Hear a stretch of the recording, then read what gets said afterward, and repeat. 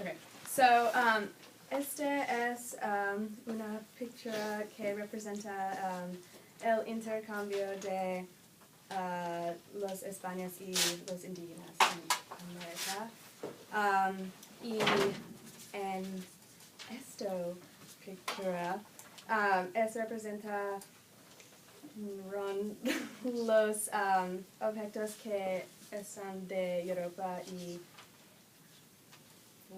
fueron a las Américas y están un pollo, vacas y ovejas, arroz, café, ajo, cebolla, carne de azúcar, trigo y aceitunas.